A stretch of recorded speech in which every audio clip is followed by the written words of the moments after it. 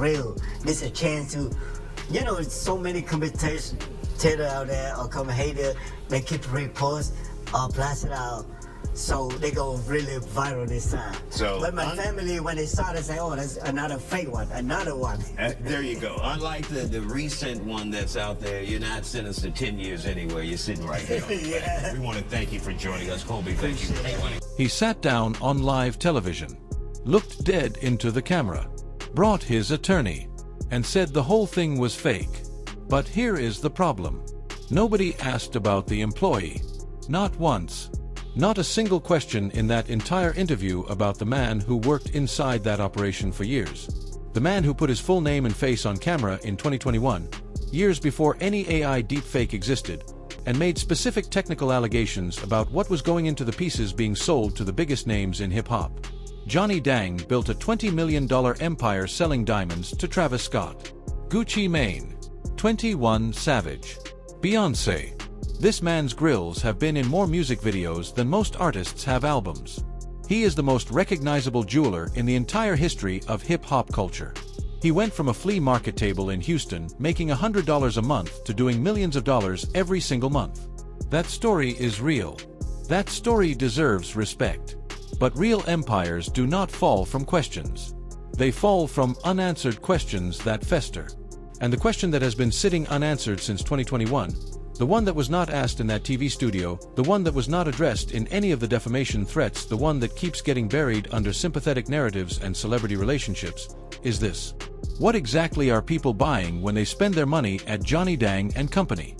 Until that gets a real answer, this story is not closed. Let us get into all of it. Johnny Dang did not post a statement on Instagram. He did not drop a caption on TikTok. He did not go live from the shop. He went on television, specifically the Isaiah Factor Uncensored, a real Houston TV platform with a real audience. And he did not go alone. He brought his attorney Colby Holler sitting right next to him on camera. Let that sink in for 1 second. When a businessman shows up to address public controversy with his lawyer physically present on television, that is not a casual conversation. That is a prepared, strategic, legally guided response. This was not off the cuff. This was calculated. The host set the stage for Johnny's narrative immediately, introducing him as the man who built a diamond-studded empire and framing the entire situation as AI-powered attacks from haters trying to take down a self-made success story. And from the jump, Johnny came out with a specific approach. When asked what his first reaction was to seeing the viral content, he said directly, "My first thought is, man, that's so fake, and it not really affect my business because I seen a couple of things like this been happening in the past." Read that carefully. His first move was to minimize. It is not really affecting my business. But then, almost immediately in the same interview, he contradicted himself. He said, "I believe a lot of people believe on the story and stay away from my business or plan to do something with me might stop doing it. It's because we do millions of dollars every month and it's very hard to predict how it can damage my business." So which is it? It is not affecting the business, or people are actively staying away because of what they saw. That is a man trying to hold it together on camera while something is genuinely rattling him underneath. And it makes sense. When you are doing millions of dollars a month, every single week, that doubt is planted in the market costs real money. Real relationships. Real opportunities that quietly disappear without a word. But here is where it gets genuinely important. When the host asked whether he thought this was competition or just random haters, Johnny Dang did not hesitate. He said, "I think it's part of competition.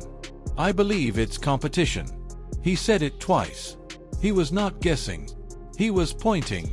He believes someone in his industry is behind this. A coordinated attack designed to look like organic viral content. And then his attorney stepped in to explain the legal options, starting with demanding retractions and escalating to defamation action if the content creators could be identified. The attorney was clear. This is a defamation case. They are publishing things that are not true. Clearly lies. Malicious intent to harm his business. On the surface, if we are only talking about the AI deepfake content, that legal argument makes complete sense.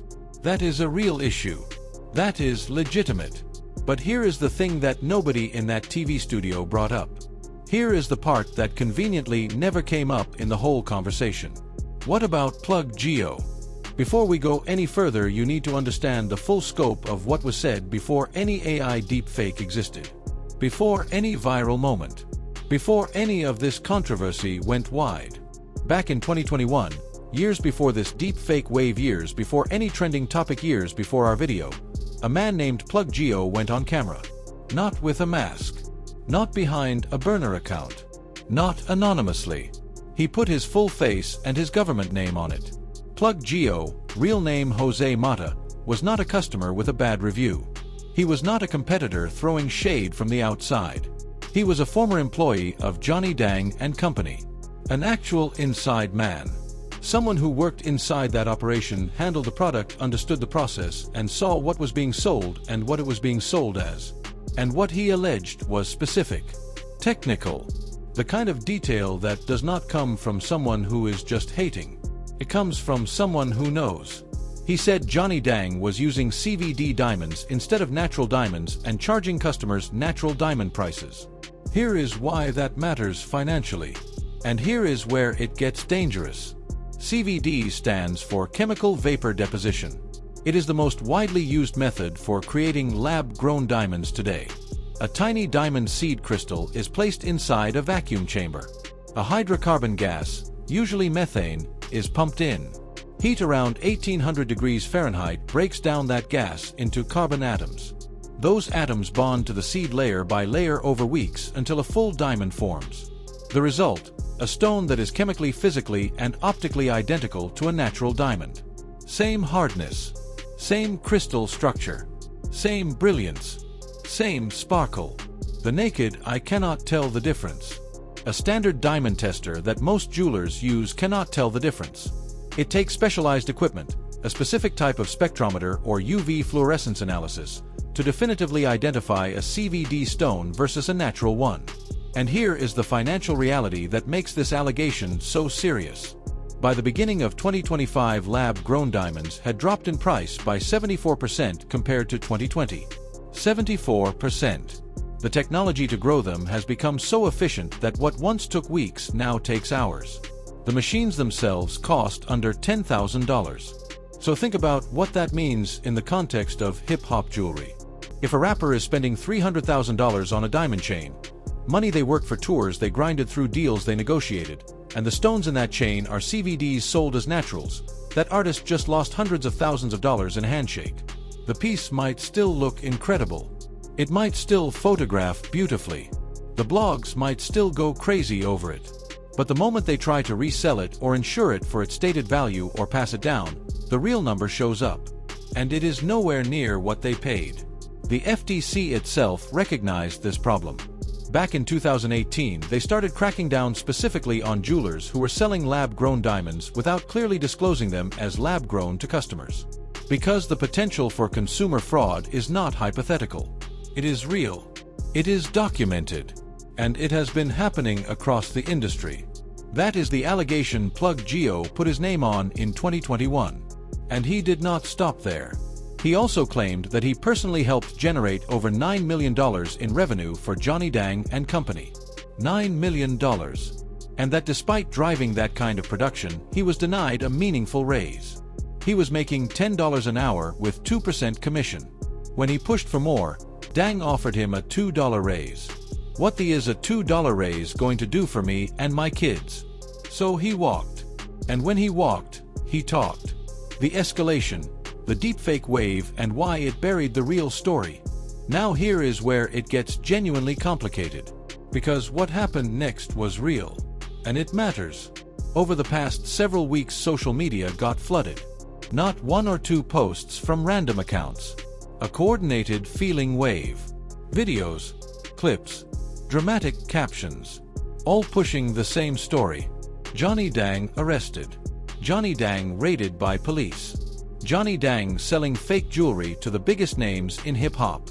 Post after post. Repost after repost. The algorithm doing what the algorithm does. And here is the thing about how this content was packaged. It was not sloppy. These were not grainy screenshots with obvious fake headlines and bad grammar. Some of these videos were using AI-generated audio and visuals that looked and sounded like the real man. His face, his voice, his mannerisms, his accent, all fabricated, all synthesized, all designed to look credible enough that when somebody's aunt sees it scrolling through her timeline at 11 at night, she believes it without even blinking. That is the new era of misinformation. It is not just rumors whispered on the block anymore. It is synthetic. It is engineered. It is produced. And it is targeted at people who trust what they see with their own eyes. Fox 26 Houston confirmed they ran a specific segment covering the fake videos targeting Johnny Dang, showing clips with fabricated audio and manipulated visuals built to look authentic. The number of AI-generated videos online grew from around 500,000 in 2023 to approximately 8 million by 2025. Nearly 900% growth in synthetic media in 2 years. That is real. That is documented. That is a legitimate crisis for anyone with a public brand. And when Johnny Dang sat down on that TV interview and his attorney talked about defamation, that framework absolutely applies to the fake AI content. If someone is manufacturing videos of Johnny Dang saying things he never said, doing things he never did to deliberately damage his business with false information, that is textbook defamation. But here is where it gets genuinely dangerous. And here is the detail that most people covering this story completely missed. Acknowledging the deep fake problem does not erase the employee problem. These are two completely separate issues running on parallel tracks. And the way the TV interview was structured had the effect, whether by design or by accident, of collapsing both tracks into one. Everything becomes fake news. Everything becomes jealous competition. Everything becomes AI. And that framing is dangerous. Because when everything looks like misinformation, real information gets discredited by association. Experts actually have a name for this phenomenon. They call it the liar's dividend. The more deep fakes exist, the easier it becomes for real things to be dismissed as fake. Johnny Dang sitting on TV in that exact environment with that exact narrative benefits directly from that confusion. Think about the optics. If the only story the public processes is successful immigrant-built business being attacked by AI and jealous competitors, then anyone who raises the CVD question gets automatically filed under hater, under competition, under part of the coordinated attack. The plug geo moment gets buried under a sympathetic narrative that is in many ways genuinely true but selectively applied. The legal reality, what Dang addressed and what he deliberately did not. On that TV interview, Johnny Dang specifically pointed fingers at what he called street jewelers. People who open Instagram and TikTok accounts, pretend to be jewelers, take customer money, and never deliver product. He said, they take advantage of internet, take money from the customer, and never deliver product. And when customer go back to me, it's too late. That is a real problem in the jewelry industry. Scam accounts are everywhere. No argument there. But notice what that framing does. It positions Johnny Dang as the legitimate one being confused with the scammers. It makes him the standard of authenticity that the fraudsters are trying to steal from. Which is a very convenient frame if you are also trying to avoid a conversation about what is actually inside your own pieces. His attorney was clear about the legal path on the deep fake issue. Defamation action. Demanding retractions. Identifying content creators and pursuing them legally. All of that is available and legitimate. What his attorney did not do, what no one in that studio did, was address Plug Joe's specific allegations directly. Not once. And here is the detail that the culture has been sitting with since that interview aired. Johnny Dang and his legal team have never publicly addressed the CVD allegations specifically, directly, and on the record. He has talked about street jewelers. He has pointed fingers at internet scammers. He has spoken generally about protecting his reputation. But the specific claim that his operation substituted lab-grown diamonds for natural ones, the claim that was made in 2021 by a named former employee with inside knowledge, has never been met with a direct, documented, transparent rebuttal. And the streets noticed. Real ones always do.